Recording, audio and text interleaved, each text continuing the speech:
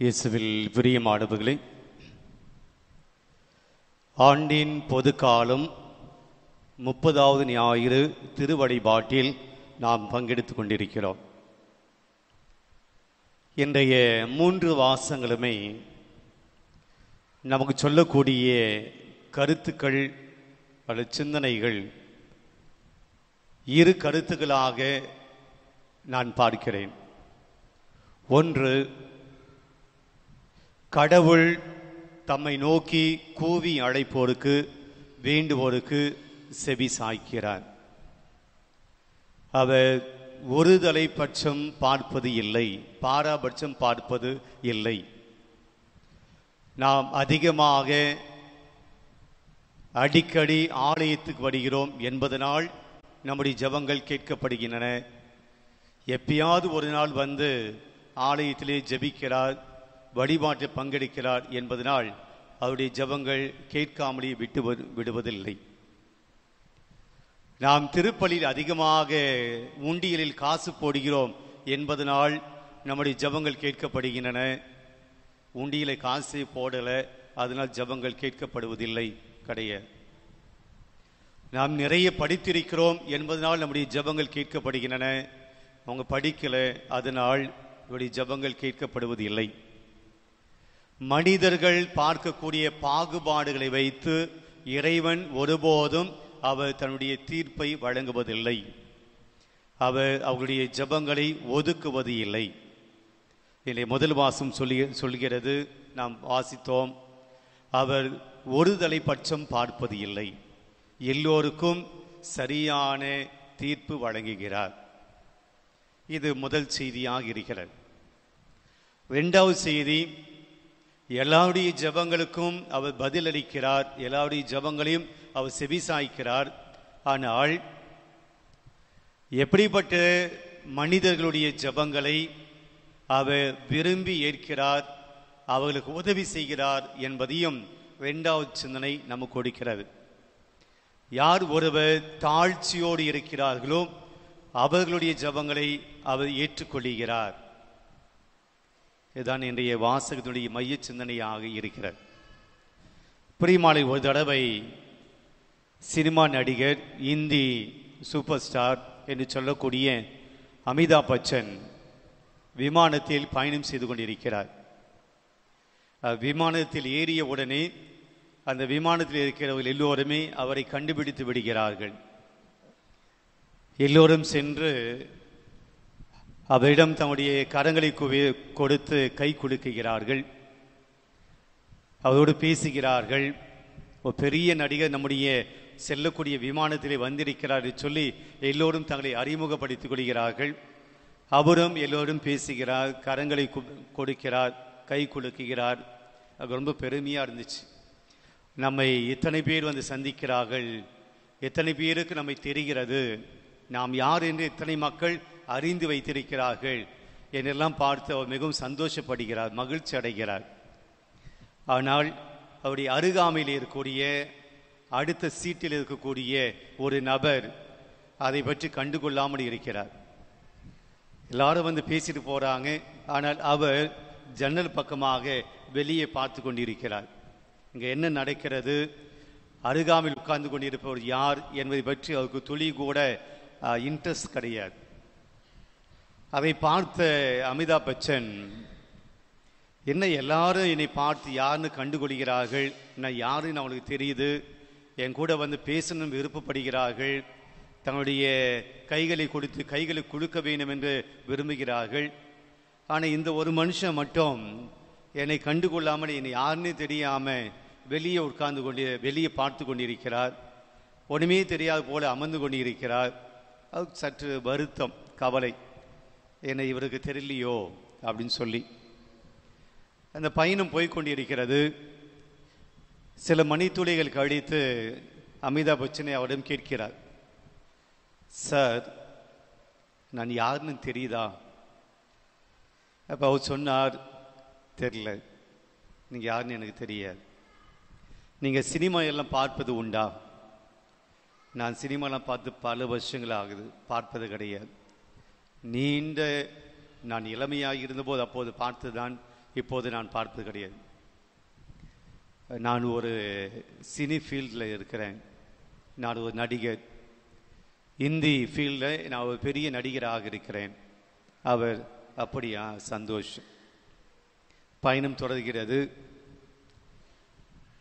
இறங்கக்கூடிய லேண்டிங் பண்ணக்கூடிய அந்த நேரம் வருகிறது.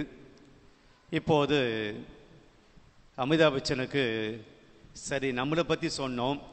அமிதாப் பச்சன் இந்திய நடிகர், சூப்பர் ஸ்டார், நம்மளை பற்றி சொன்னோம். அவரை பற்றி கேட்கலையே. அதனால் இறங்குவதற்கு முன்பாக அவர் கேட்கிறார், சார் நீங்கள் யார்? அவர் சொல்லுகிறார், டாடா கம்பெனியுடைய சேர்பர்சன் ராட்டன் நேபல் டாட்டா.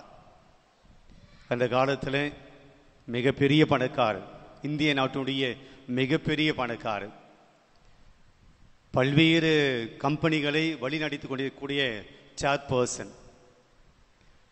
அப்போதுதான் அமிதாப் பச்சன் தன்னுடைய நிகழ்வில் இதை பதிவு செய்கிறார். என்னை விட பல கோடி பணம் படைத்திருக்கக்கூடிய மிகப்பெரிய செல்வந்தன், பல்லாயிரம் பேருக்கு வேலை கொடுக்கக்கூடிய ஒரு முதலாளி, பல்வேறு நிறுவனங்களை வைத்திருக்கக்கூடிய மிகப்பெரிய மனிதர், எவ்வித அலப்பறையும் இல்லாமல், எவ்விதமான ஒரு தன்னை புகழ வேண்டும் என்று ஒரு ஆசை இல்லாமல் மிக அமைதியாக ஒரு சாதாரண மனிதனாக பயணம் செய்து கொண்டிருக்கிறார். நான் என்ன ஒரு நடிகன், ஆனால் என்னை பற்றி தெரியலன்னு சொல்லி நான் ரொம்ப கவலைப்பட்டேன். ஆனால் அந்த மனிதர் அவ்வளோ பெரிய பணக்காரர், செல்வந்தர், உயர்ந்த இடத்தில் இருக்கக்கூடியவர், தன்னை பற்றி யாருமே அவர் யார், அவர் என்ன என்பதை பற்றி யாரும் அவரை பற்றி கேட்கவில்லை. அதை பற்றி அவர் பொருட்படுத்தவும் இல்லை. அப்படி ஒரு பொறுமையான, அமைதியான, ஒரு எளிமையான மனிதனாக இருந்ததை பார்த்தேன். அன்று முதல், இதுதான் செய்தி, அன்று முதல் நான் என்னுடைய தற்பெருமையை நான் விட்டுவிட்டேன் என்று சொல்லுகிறேன். என்னுடைய தற்பெருமையை நான் விட்டுவிட்டேன் என்று அமிதாப் பச்சன் குறிப்பிடுகிறார். பிரியமானவர்களே, தற்பெருமை என்பது நாம் எல்லோருமே விரும்பக்கூடிய ஒன்று. எல்லாருமே நம்மை பற்றி பெருமையாக பேசிக்கொள்ளக்கூடிய ஒன்று. விவிலியத்தினுடைய பார்வையை நாம் பார்க்கிற போது கடவுள் அருவருக்கக்கூடிய ஒரு பண்புதான் தற்பெருமை. தற்பெருமை விவிலியத்தினுடைய பார்வையை பார்க்கிற போது அழிவை கொண்டு வரக்கூடிய ஒன்றாக இருக்கிறது. ஆதாம் ஏவாள் ஏதோம் தோட்டத்திலே சந்தோஷமாக வாழ்ந்து கொண்டிருக்கிறார்கள். அழகை வருகிறது, பாம்பின் வடிவிலே வந்து சொல்லுகிறது, நீங்கள் கடவுளை போல் ஆவீர்கள், இந்த பழத்தை உண்ணுங்கள். அவர்கள் கடவுள் கொடுத்த கட்டளையை மீறி அந்த பழத்தை உண்கிறார்கள். It is not only disobedience, கீழ்ப்படியாமை மட்டும் கிடையாது, நானும் கடவுளை போல் மாற வேண்டும். நன்மை தீமை என்பது கடவுள் சொல்லக்கூடிய ஒன்று, கடவுளுக்கு மட்டுமே உரித்தான ஒன்று. சாத்தான் சொல்கிறது, நீங்கள் இந்த பழத்தை சாப்பிட்டால் நீங்கள் நன்மை தீமை அறிவீர்கள். கடவுள் மட்டுமே நன்மை தீமை அறிந்தவராக இருக்கிறார். நீங்களும் இந்த பழத்தை சாப்பிடுங்கள், நீங்களும் நன்மை தீமை அறிவீர்கள், கடவுள் போல மாறணும். இதுதான் ஆதாம் ஏவாளுடைய முதல் பாவம். நான் கடவுளை போல் மாற வேண்டும் என்பதனால் கீழ்ப்படியாமல் போனார்கள். இப்போ கீழ்ப்படியாமல் என்பது இரண்டாவது வருகிறது. நான் கடவுளை போல் மாற வேண்டும் என்கிற தற்பெருமை முதலில் வருகிறது. அதற்கு முன்பாக கடவுள் இந்த உலகத்தில் எல்லோரையும் நல்லவர்களாக படைத்தார், வான தூதர்களை படைத்தார். ஆனால் நாங்களும் கடவுளை போல் மாற வேண்டும் என்பதனால் சில வான தூதர்கள் கடவுளுக்கு எதிராக சண்டையிட்டார்கள். அவர்களைத்தான் நாம் யார் என்று சொல்கிறோம்? லூசிஃபர். கடவுளை போல நாம் மாறணும். பிரியமானவர்களே, கோலியாத் சவுலை எதிர்த்து வருகிறான். சவுல் இஸ்ரேல் மக்களுடைய மன்னனாக இருக்கிறான். இந்த பெலிஸ்திய நாட்டினுடைய படை வீரன் கோலியாத் படையெடுத்து வருகிறான். சவுலையும் மக்களையும் பார்த்து சொல்கிறார், உங்களுக்குள் யாராவது தைரியம் இருந்தால், வீரன் இருந்தால் என்னை எதிர்த்து போராடு, என்னை கொன்று உங்களுடைய நாட்டை காப்பாற்றிக் கொள்ளுங்கள். உங்களுள் யாராவது வீரன் இருந்தால் அனுப்புங்க, கூட சண்டை போடட்டும்.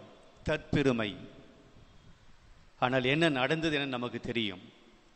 போர் பயிற்சி இல்லாத ஒருவன், ஒரு வாலிபன் தாவீது கோலியாத்தை வெல்கிறான். கோலியாத்து தோற்கடிக்கப்படுகிறான். கோலியாத்துடைய தற்பெருமை அவனை அழிவுக்கு கொண்டு வந்தது. விவிலியத்தில் நாம் நிறைய விஷயங்களை போல் பார்க்கலாம். தற்பெருமை கொண்டோரை கடவுள் வெறுக்கிறார். அன்னை மரியாளுடைய பாடலை பார்க்கிறோம். செரு கொண்டோரை ஆண்டவர் சிதறடிக்கிறார். ஒன்றும் இல்லாம பண்றாரு. செருக்கு. நான் என்னை விட்ட ஒன்று யாரும் பண்ண முடியாது, என்னை போல யாரும் நல்லவங்க கிடையாது, நான் தான் திறமைசாலி, நான் தான் எல்லாம், நான் நான் நான். கடவுள் வெறுக்கிறார். உள்ளத்தில் செரு கொண்டோரை ஆண்டவர் வெறுக்கிறார், ஒன்றுமில்லாமல் ஆக்குகிறார். பிரியமானவர்களே, இன்றைய நற்செய்தி வாசகத்தில் ஆண்டவர் சொல்கிறார், உங்களை நீங்கள் தாழ்த்தி கொள்ளுங்கள். மற்றவர்கள் தங்கள் நேர்மையாளர்களை தங்களை நினைத்து மற்றவர்களை ஒதுக்கிய சிலரை பார்த்து இந்த ஓமையை சொல்லுகிறார். என்னை நற்செய்தியிலே பார்க்கிறோம். தங்களை நேர்மையானவர்கள், நாங்கள் தான் நேர்மையானவங்க, நாங்கள் தான் நல்லவங்க, நாங்கள் தான் கடவுளுக்குண்டான மனிதர்கள், நாங்கள் தான் விண்ணகத்துக்கு சொந்தமானவர்கள் என்று தங்களை பெருமைப்படுத்தி கொண்டவர்கள் மற்றவர்களை இகழ்ந்து ஒதுக்கி பார்த்தபோது அதை கண்ட இயேசு சொல்லுகிறார், இந்த ஊமையை சொல்லுகிறார்.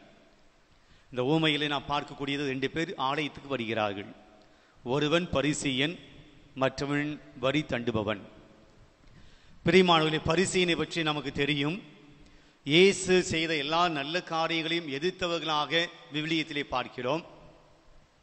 இவர்கள் பரிசேயர்கள் மற்றவர்களோடு சேர மாட்டாங்க. பாரிசீஸ் என்கின்ற இந்த வார்த்தைக்கு என்ன அர்த்தம் அப்படின்னா, செப்பரேட்டட், தனியாக இருப்பவர்கள், யார் கூடயும் சேர்ந்து இருக்க மாட்டார்கள். ஏன்?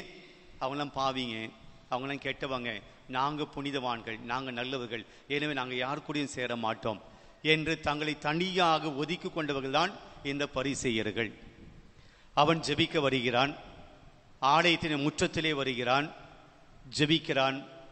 ஒரு 3-4 காரியங்களை சொல்கிறான். ஒன்று, ஆண்டவரே, நான் கொள்ளையன் போலவோ, நான் நேர்மையற்றவர் போலவோ, நான் விபச்சாரர் போலவோ இல்லாதது பற்றி நான் நன்றி சொல்லுகிறேன். அது மட்டுமல்ல, பின்பாக ஒருவன் ஜெபித்துக் கொண்டிருக்கிறானே, வரி தண்டுபவன், அவனை போல் நான் இல்லை என்பதற்காக நன்றி செலுத்துகிறேன். அடுத்தது, 10 பாகத்தை நான் காணிக்கையாக கொடுக்கிறேன். வாரத்தில் 2 முறை நான் நோன்பிருக்கிறேன். இதில் அவன் எங்கே கடவுளை புகழ்ந்தான்? எங்கே கடவுளை முன்னுக்கு வைத்தான்? கடவுளை பெருமைப்படுத்தினான் என்றால் ஒன்றுமில்லை. நான் அந்த கொள்ளையினை போல நான் இல்லை, அந்த நேர்மையற்றவனை போல நான் இல்லை, அந்த விபச்சாரவை போல நான் இல்லை, அந்த வரி தண்டுபவனை போல் நான் இல்லை, எல்லாரையும் விட நான் யோகியன். இதுதான் அவனுடைய ஜெபம். வாரத்தில் 2 முறை நோன்பிருக்கிறேன், 10 பாகத்தை காணிக்கையாக உனக்கு கொடுக்கிறேன், ஆலயத்தில் நான் கொடுக்கிறேன், உனக்கு கொடுக்க வேண்டிய நான் கொடுக்கிறேன். இந்த ஜெபத்தை ஆண்டவர் பார்க்கிறார். அடுத்து இன்னொருவனை சொல்லுகிறார், வரி தண்டுபவன். வரி தண்டுபவன் யார் அப்படின்னா, யூத மக்களிடமிருந்து பணத்தை வாங்கி வரி வசூலித்து ரோமை நாட்டுக்கு கொடுக்கக்கூடிய ஒரு பணியாளன், ரோமை நாட்டினுடைய ஒரு பணியாளன், அபிஷியல் மேன். அது அவனுடைய வேலை. யூதன் தான், ஆனால் ரோமியர்கள் சில பேரை தேர்ந்தெடுத்து வரி வசூலித்து எங்களுக்கு கொடுங்க அப்படின்னு சொல்லி பணியை கொடுத்தாங்க. அதில் தான் மத்திய வந்தார், சக்கிய வந்தார். அப்படி வரி தண்டுபவன் தான் இவன். அவன் பின்பாக நின்று கொண்டு ஆண்டவரை நோக்கி ஜெபிக்கிறான். அவன் நல்லவனா? இல்லை. வரி தண்டுபவன் நல்லவனா? கிடையாது. ஏனென்றால் ரோமியருக்கு செலுத்த வேண்டிய வரியை மக்கள்கிட்ட வசூலிக்கும் போது சரியான வரியை எது ரோமியர்கள் கொடுக்கணுமோ அந்த வரியை மட்டும் அவன் வசூலிக்கல, தங்களுக்கும் சேர்த்து வசூல் செய்தார்கள். கொடுக்க வேண்டிய அல்லது வாங்க வேண்டிய வசூலை விட, வரியை விட இவர்கள் அதிகமாக மக்கள்கிட்ட வாங்கினாங்க. இவர்கள் மக்களை கொள்ளையடித்தார்கள். அதனால தான் அந்த சமூகத்தில் சக்கேயுவை பாவி அப்படின்னு சொன்னாங்க, மத்தேயுவை பாவி அப்படின்னு சொன்னாங்க. இயேசு மத்தேயுடைய வீட்டுக்கு போகும்போது அங்க இருக்க சொல்லுகிறார், பாவியின் வீட்டுக்கு போய் உணவு அருந்துகிறாரே. ஏன் சொன்னாங்க? அவன் பாவி என்று அதிகமான வரியை வசூலிச்சு அவர்கள் சேர்த்து கொண்டார்கள். அப்ப வரி தண்டு போன நல்லவங்க கிடையாது. ஆனால் அவன் ஜெபிக்கிறான், ஆண்டவரே நான் பாவி என்று தன்னுடைய பாவத்தை ஏற்றுக்கொள்கிறான். இங்க ஒருத்தன் நான் பாவமே பண்ணல, நான் பாவியே கிடையாது, என்னை போல நல்லவங்க இந்த உலகத்தில் எவனும் கிடையாது அப்படின்னு ஒருத்தன் ஜெபிக்கிறான். இன்னொருத்தன் நான் பாவி, நான் பாவம் பண்ணேன், நான் தப்பு பண்ணி இருக்கிறேன், ஆண்டவரே என்னை மன்னிச்சிடுங்க என்று தன்னுடைய மார்பிலை அடித்து கொண்டு வேண்டிக் கொண்டான். இந்த ரெண்டு ஜெபத்துல எந்த ஜெபம் கடவுளுக்கு உகந்த ஜெபம் என்று என்னை நற்செய்தி சொல்கிறது? கடவுளுக்கு ஏற்றவனாக வீடு திரும்பியவன் இந்த வரி தண்டுபவனே அப்படின்னு சொல்றார். என்ன அர்த்தம்? கடவுள்கிட்ட பிளஸிங் வாங்கிட்டு போனவன் இந்த வரி தண்டுபவனே, அவன் பரிசேயன் அல்ல. இப்ப இந்த வாசகத்துல இயேசு சொல்ல வரக்கூடிய செய்தி என்ன? அவரே சொல்றாரு, தம்மை தாம் தாழ்த்துகிறவர் உயர்த்தப்படுவார், தம்மை உயர்த்துகிற தாழ்த்தப்படுவார். தாழ்ச்சியை பற்றி பேசுறார். பிரியமான ஒரு ஜபத்தினுடைய மையம், ஒரு ஜபம் எப்படி இருக்கணும்னா தாழ்ச்சியான உள்ளத்திலிருந்து வரக்கூடிய ஜபமாக இருக்க வேண்டும். ஹெட் வெயிட் இருக்கக்கூடிய, தலகணம் இருக்கக்கூடிய இடத்திலிருந்து ஜபம், தாழ்ச்சியான உள்ளத்திலிருந்து வரக்கூடிய ஜபம். இந்த ரெண்டு ஜபத்துல இறைவன் எந்த ஜபத்தை விரும்புகிறார் என்றால் இங்கிருந்து வரக்கூடிய ஜபம், இங்கிருந்து அல்ல. இன்றைக்கு தாழ்ச்சி பற்றி பேசக்கூடிய வாசனை வாசித்திருக்கிறோம். பிரியமானவர்களே, அகஸ்டின், புனித அகுஸ்தினார் அவரிடம் சென்று விண்ணகத்துக்கு போவதற்கு என்ன செய்யணும், விண்ணகத்துக்கு போறதுக்கு என்ன புண்ணியம் செய்யணும் என்று கேட்கிறார்கள். ஒரு 3 புண்ணியங்களை சொல்லுங்க, அது செஞ்ச விண்ணகத்துக்கு போகலாம். அப்ப அகுஸ்தினார் சொல்லுகிறார், முதல் புண்ணியம் தாழ்ச்சி. உங்களை விண்ணகத்துக்கு அழைத்து செல்லக்கூடிய முதல் புண்ணியம் தாழ்ச்சி. 2வது புண்ணியம் தாழ்ச்சி. 3வது புண்ணியம் தாழ்ச்சி. 3ம் தாழ்ச்சி தான் சொல்லுகிறார். புனித பெர்னார்ட் அவர்கிட்ட கேட்கிறார்கள், கிறிஸ்தவ மதத்திலேயே மேலான புண்ணியம் எது? கிறிஸ்தவ மதத்தில் கிறிஸ்தவ சபை சொல்லக்கூடிய மிக உயர்ந்த புண்ணியங்கள் எது? அவர் சொல்லுகிறார், தாழ்ச்சி, தாழ்ச்சி, தாழ்ச்சி. அதனால் தான் திருச்சபை சொல்லுகிறது, எல்லா புண்ணியங்களை விட மேலான புண்ணியம் எதுவென்றால் தாழ்ச்சி. The humility is the crown of all the virtues. எல்லா புண்ணியங்களுடைய மணிமகுடம் எதுவென்றால் தாழ்ச்சி என்று திரு அவை சொல்லுகிறது. பிரியமானவர்களே, தாழ்ச்சி என்றால் என்ன? தாழ்ச்சி என்பதை நாம் எப்படி புரிந்து கொள்ள முடியும்? நம்முடைய நிலைக்கு நான் ரொம்ப தாழ்ச்சியா இருக்கிறேன், ரொம்ப பணிவா இருக்கிறேன் அப்படின்னு நாம் நினைக்கலாம். தாழ்ச்சி என்பது வேறு, தாழ்வு மனப்பான்மை என்பது வேறு. தாழ்வு மனப்பான்மை என்பது அறவே நாம் நீக்க வேண்டிய ஒன்று. தாழ்வு மனப்பான்மை என்பது என்ன? Inferiority complex. Inferiority complex. நான் வேஸ்ட், நான் ஒன்றும் இல்லாதவன், நான் லாக்கி இல்லாதவன், என்னால் இந்த உலகத்தில் எதுவுமே செய்ய முடியாது, என் குடும்பத்துக்கு வேஸ்ட்டு என்று கடவுள் நமக்கு கொடுக்கப்பட்டிருக்கிற திறமைகளை, ஆசீர்வாதங்களை எல்லாம் மறந்துட்டு நான் லாக்கி இல்லாதவன், ஒன்றுத்துக்கும் உதவாதவன், நான் வேஸ்ட் என்று நம்மையே நாம் குறைபட்டு கொள்வது தாழ்வு மனப்பான்மை. தாழ்ச்சி என்பது புண்ணியம். இந்த தாழ்ச்சியை பற்றி சொல்லுகிற போது புரூஸ்லி தெரியும், நமக்கு அந்த படங்களை எல்லாம் இங்கே பார்த்துருப்பீங்க. புரூஸ்லி அவர் ஒரு தத்துவத்தை சொல்லுகிறார், அதை சொல்லி நான் நிறைவு செய்கிறேன். அவர் ஒரு செய்தியை இந்த உலகத்துக்கு கொடுக்கிறார். Be like your water. அவர் சொல்லக்கூடிய தத்துவம் தண்ணீரை போல் இருங்கள் என்று சொல்லுகிறார். தண்ணீரை போல, நல்ல தண்ணி, தண்ணீரை போல் இருங்கள் என்று சொல்லுகிறார். இதில் என்ன இருக்கு? தண்ணீரை போல் இருப்பது என்ன இருக்கிறது? அவர் சொல்லுகிறார், இந்த தாழ்ச்சி என்கிற புண்ணியத்துக்கு சரியான ஒரு எடுத்துக்காட்டு தண்ணீர், நீர் என்று சொல்லுகிறார். அதுக்கு விளக்கம் கொடுக்கிறார். ஒன்று, அவர் சொல்லக்கூடிய முதல் விளக்கம், தண்ணீர் எப்போதுமே தரையில் ஓடும். அது எப்போதுமே இந்த தரையில் ஓடக்கூடியது, கீழே ஓடக்கூடியதான் இருக்கிறது. நீங்கள் தண்ணீரை மேலே அடித்தாலும் அது கீழே தான் வருமே ஒழிய மேலே போகாது. தண்ணீர் மேலே இருந்து எப்போதுமே கீழ் நோக்கி தான் வரும், கீழிருந்து மேலே போகாது. ஒருவேளை நாம மிஷின் வச்சு மேலே ஏற்றலாம், மோட்டர் வச்சு டேங்குக்கு ஏற்றலாம். ஆனால் அந்த டேங்கில் இருக்க தண்ணீர் மீண்டும் எங்கே வரும்? அது கீழே தான் வரும். அது எப்போதுமே கீழ் நோக்கி பாயும்.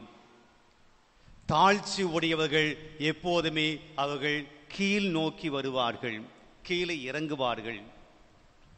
அவர்கள் எப்போதும் நான் தான் பெரியவன், நான் தான் உயர்ந்தவன், நான் தான் மேலே இருக்கணும், நான் தான் வசத்தில் இருக்கணும், நான் தான் பெரியவன் என்று தண்ணீர் ஒருபோதும் நினைக்காது. அது எப்போதுமே தரையில் ஓடிக்கொண்டிருக்கும்.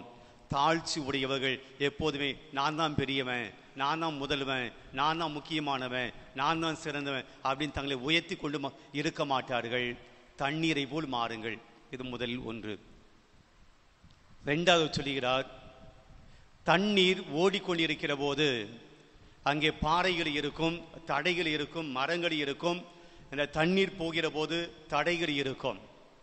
தண்ணீர் ஒருபோதும் தன்னுடைய பாதையை தடுக்கிற, தன்னுடைய ஓட்டத்தை தடுக்கிற கல்லானாலும் சரி, மரமானாலும் சரி, அல்லது சுவரானாலும் சரி, அதோடு சண்டை போடாது.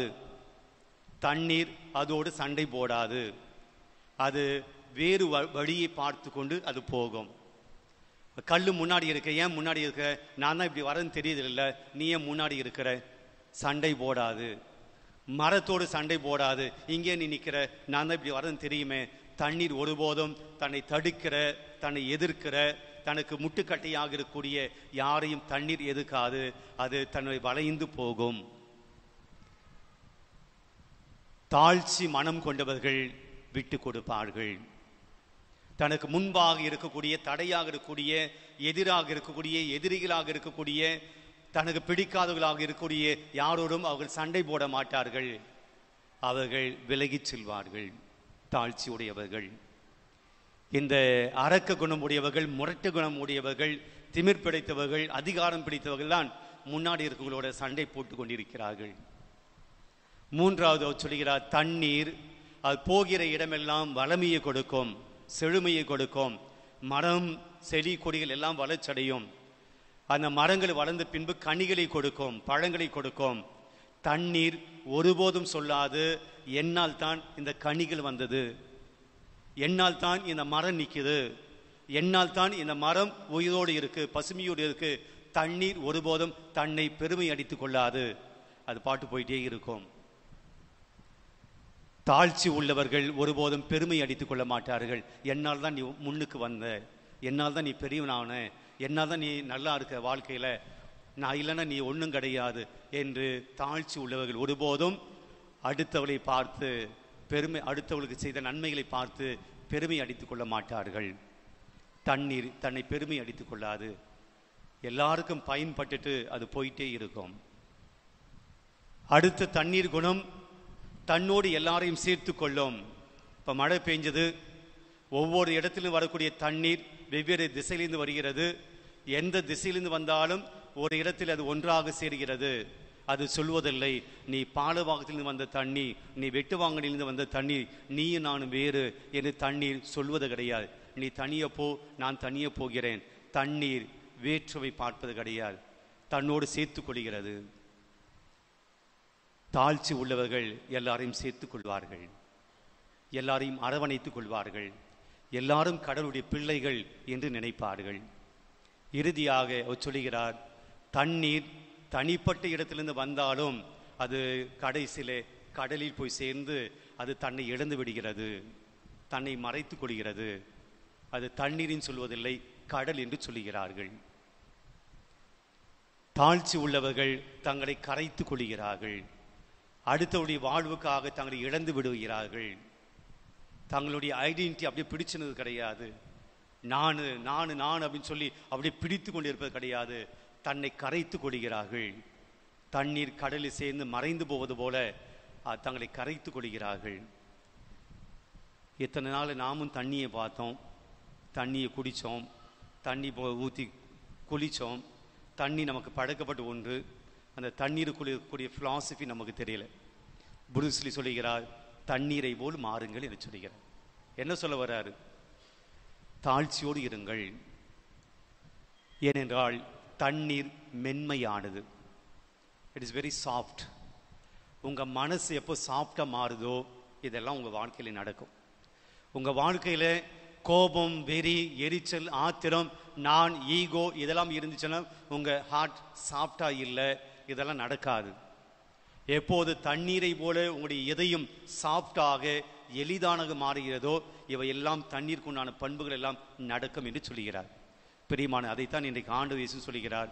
அந்த வரி தண்டுவனை போல நான் பாவி என்று தன்னுடைய இதயத்தை, கடினமான இதயத்தை மென்மையாக்கிக் கொள்வதற்கு முயற்சி எடுத்தான்.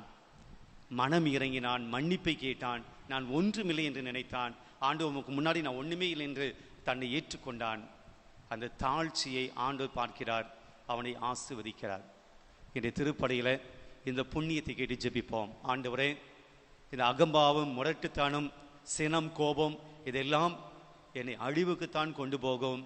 மாறாக தாழ்ச்சி தான் உம்மிடம் என்னை கொண்டு வரும், விண்ணகத்து என்னை கொண்டு வரும். அந்த தாழ்ச்சி உள்ளம் எனக்கு தாரும் என்று சொல்லி திருப்பலியில் வேண்டுவோம்.